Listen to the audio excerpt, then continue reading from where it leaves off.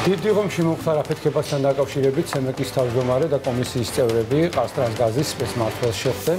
აღნიშნულ ფაქტთან დაკავშირებით შეხვედრაზე სემეკის წარმომადგენლებმა ყაზტრასგაზის პოზიცია მოისმინეს. Რა არგუმენტები აქვს სპეცმმართველს და როგორ აფასებს ამ არგუმენტებს სემეკი? თემაზე სასაუბროთ ჩვენი სტუმარი გვერდდება ირინა მილორავა, სემეკის თავმჯდომარე. ხაბატონ ირინა, დივანშვიდობის მოგესალმებით, დიდი მადლობა მობრძანებისთვის. რა არის ყაზტრასგაზის ვერსია, რა მოახსენა მან სემეკს? პირველ რიგში მინდა ვისარგებლო შემთხვევით და აუცილებლად გამოხატო წუხარება მომხდარი ტრაგედიის გამო და მიუსამძიმრო გარდაცვლილი ადამიანების ოჯახებს და ახლობლებს. რაც შეეხება გუშინდელ შეხვედრას, გუშინ დილიდანვე ჩვენ შევხვდით სპეცმმართველს და სპეცმმართველისგან მოვისმინეთ ის ინფორმაცია, რაც უკავშირდება ამ ტრაგედიას. სპეცმმართველმა პრაქტიკულად ის ინფორმაცია გააჟღერა, რაც ისედაც მასობრივი ინფორმაციის საშუალებებში გაჟღერდა. პირველი გამოძახება განხორციელდა დაახლოებით 4 საათზე. გავიდა ბრიგადა ადგილზე. ეს რასაც ხედავთ დოკუმენტებით. ერთადერთი ჩვენ რაც ვერ გავაკეთეთ არის ამ ადამიანებთან გასაუბრება და ეს არც არის ამ ეტაპზე უკვე ჩვენი კომპეტენცია, რომ თვითონ დიახ, რა თქმა უნდა, იმ ადამიანებს, ვინც უშუალოდ იმყოფებოდნენ შემთხვევის ადგილზე, იმათ გავსაუბრებოდით. შედგენილია აქტი. ადამიანების ყაზტრასგაზის წარმომადგენლები მივიდნენ სპეციალური აღჭურვილობით. დოკუმენტებიდან ჩანს, რომ მათ შეამოწმეს სადარბაზოში გაჟონვის კერა ვერ აღმოაჩინეს და დატოვეს ადგილი. მეორე გამოძახებაც განხორციელდა იგივე მისამართიდან დაახლოებით 2 საათში, 6 საათისთვის იყო ეს მეორე გამოძახება, ისევ მივიდნენ ადგილზე, ისევ შეამოწმეს და ანალოგიურად იგივე ჯგუფი მივიდა თუ სხვა ჯგუფი. სამწუხაროდ არ მახსოვს, მე მგონი ისევ იგივე ჯგუფია მისული. ვერ დააფიქსირეს ისევ გაჟონვა, ისევ არიან მისულები ხელსაწყოებით და სპეციალური აპარატურით, ვერ დააფიქსირეს დაზიანების ადგილი ვერ აღმოაჩინეს და ისევ დატოვეს. მე მესმის რომ საკითხებს დაადგენს გამოძიება და რთულია წინასწარ რაიმე კონკრეტულზე საუბარი, თუმცა ფაქტია რომ ეს ადამიანები წინასწარ გრძნობდნენ ხო ამ ყველაფერს. რა შეიძლება გამხდარი იყო ამის მიზეზი, როდესაც თანამშრომლები ამბობენ ყაზტრასგაზის რომ არაფერი პრობლემა არ არის და ამავდროულად მოსახლეობა უკვე წინასწარ გრძნობს რომ რაღაც საფრთხე არსებობს. ნახეთ, ამ საკითხს აქვს ფორმალური ნაწილი და აქვს სამწუხაროდ ადამიანური ნაწილიც. ფორმალურად ყველაფერი გაკეთდა კანონმდებლობის შესაბამისად.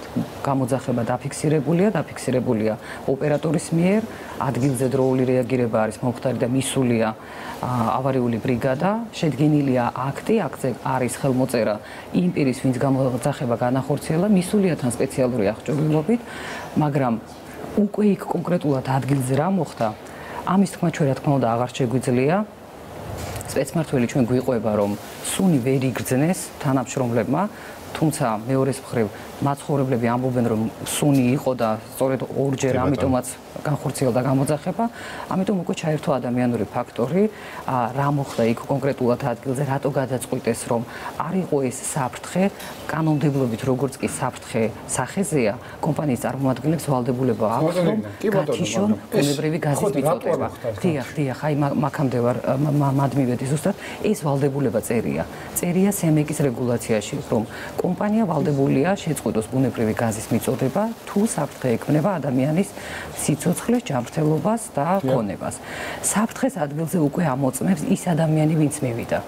რამდენად შეამოწმა მან, რა ხარისხი მიანიჭა ამს. უკაცრავად საფრთხეს აი ეს არის უკვე გამოძიების დასაწყისი. აი რა ხარისხი მიანიჭა ამას ფიზიკური პირი წყვეს თუ რაღაცა ხელსაწყო არ ვიცი რაღაცა ხელსაწყოთი იყვნენ. საქმე იმაშია რომ ადგილზე იყვნენ ხელსაწყოთი მისული, სპეციალური ხელსაწყოთი, რომელიც გაზის კონცენტრაციას აფიქსირებს.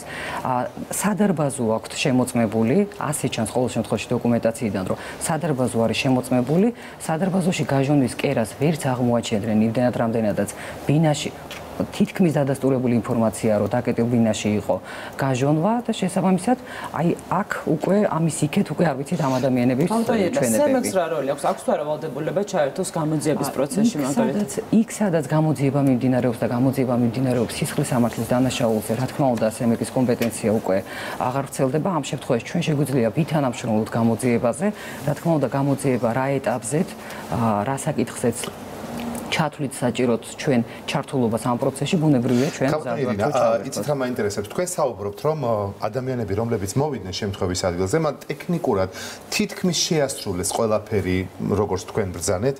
მე მაინტერესებს რა ინფორმაციას თქვენ გაქვთ. რამდენად იყო არგუმენტირებული თვითონ მმართველის ეს არგუმენტები, რომელიც თქვენთვის რამდენად მისაღები იყო და მეორე, იკვეთება თუ არა გულგრილობა, რომელიც შემდეგ შესაძლოა რომლის გამოს პასუხისმგებლობის საკითხი დადგეს. ჩვენ მმართველისგან მოვისმინეთ სუფთა ინფორმაცია და ჩვენ ვნახეთ ასე ვთქვა დოკუმენტაცია გამოძახების დღიდან, უпростоრად გამოძახების საათიდან ტრაგედიამდე რა მოქმედებები განხორციელდა.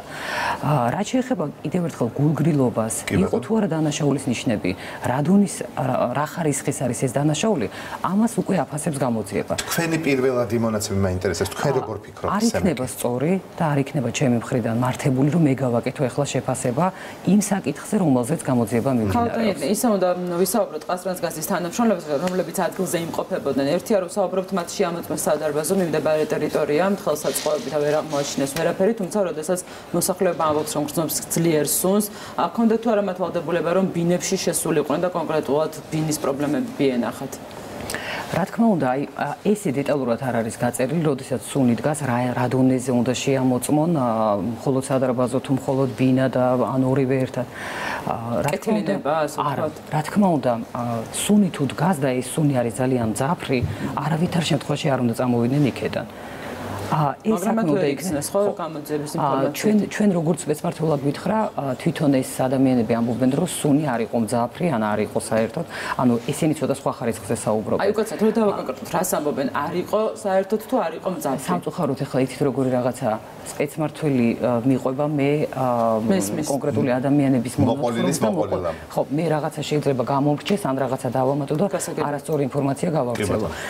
თუმცა მთავარი არის ის, რაც მე ვთქვი, წერია პირდაპირ ჩვენს წესებში, რომ საფრთხის შეფასებასთან ერთად უნდა მოხდეს ბუნებრივი გაზის მიწოდების შეწყვეტა.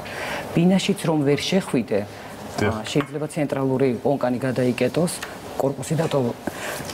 ანუ აპრიორი უნდა გადაეკეტათ მას ცენტრალური კონკანი. იგრძნო თუ არა სული და დაფიქსირდა თუ არა. რა თქმა უნდა, იმის მიხედვით როგორია საფრთხე.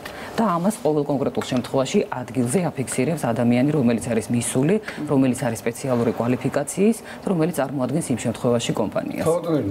თუ გაქვთ ინფორმაცია, რამდენად კვალიფიციური თანამშრომლები ყავს ყაზრანსგაზს, როგორ ხდება მათი შერჩევა, მათი კვალიფიკაციის შემოწმება და ვინ ამოწმებს ამას? რაც შეეხება კვალიფიკაციას ამ კონკრეტული ადამიანების, ჩვენ გქონდა გულშინ პირველი შეხვედრა, დღეს კიდევ გეგმავთ, რომ უკვე დამატებითი დოკუმენტაცია გამოვითხოვოთ ყაზრანსგაზიდან, მათ შორის იქნება ინფორმაცია თანამშრომლების კვალიფიკაციის თაობაზე. აქ კიდე რამოდენიმე საინტერესო საკითხი დაფიქსირდა დეტექტორთან დაკავშირებული საკითხები.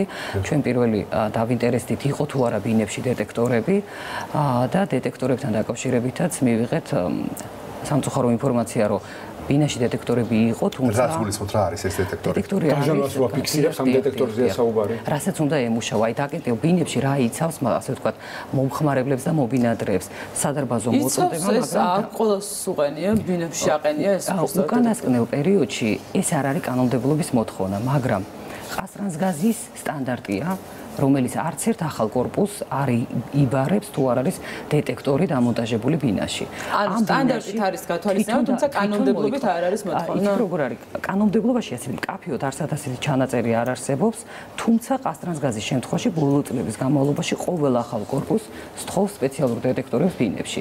სამწუხაროდ ამ ბინებში აღმოჩნდა რამოდენიმე ბინა რაც ნახეს, აღმოჩნდა ეს დეტექტორები გამორთული, რაც პრინციპში ჩართული ყოფილიყო მინიმუმ ადგილს მაინც გამორთული აღმოჩნდა, ეს არის მობინადრის პრობლემა უშუალოდ წყაროდან გამორთული. ანუ მაცხოვრებელმა გამორთო თავად? ეს რა ინფორმაციაც ჩვენ მივიღეთ სპეცმმართველისგან, თუმცა ეყენა, დიახ, მთელ корпуსში აყენია დეტექტორები, თუმცა დენის წყაროდან ეს ასეთ შემთხვევაში თვითონ ყაზრანსგაზი იყო პასუხისმგებელი ამაზე თუ მშენებელი? დეტექტორები ეყენა და დამონტაჟებულია ყასტრანსგაზმა ეს корпуსი ისე არ ჩაიბარა რომ დეტექტორები არ დამონტაჟებულიყო მშენებელთან დაკავშირებით აუცილებლად უნდა განმარტოთ ერთი არის მშენებელი და корпуსის მშენებლობა და მეორე არის ბუნებრივი გაზის ქსელის დაბალი წნევის ქსელის მონტაჟი ამ корпуსში ქსელის მონტაჟი ყასტრანსგაზის მიერ არის განხორციელებული და მასვე აქვს ეს დეტექტორები დამონტაჟებული ანუ პასუხისმგებლობას რა თქმა უნდა ეკისრება ყასტრანსგაზს რა მოხდა რა იყო გაჟონვის მიზეზი იყო ეს დაზიანებული მაგალითად გაყვანილობა თუ ღია უნკანი იმიტომ რომ ეს ვერსიაც გაჟღერდა ამასაც გამოძიება დაადგა კი ბატონო ძალიან დიდი მადლობა ირინა მილორავა სემეკის თავმჯდომარე იყო ჩვენი სტუმარი პირდაპირ ეთერში და ასეთ იყო ბიზნეს სიახლეები ამ დროისთვის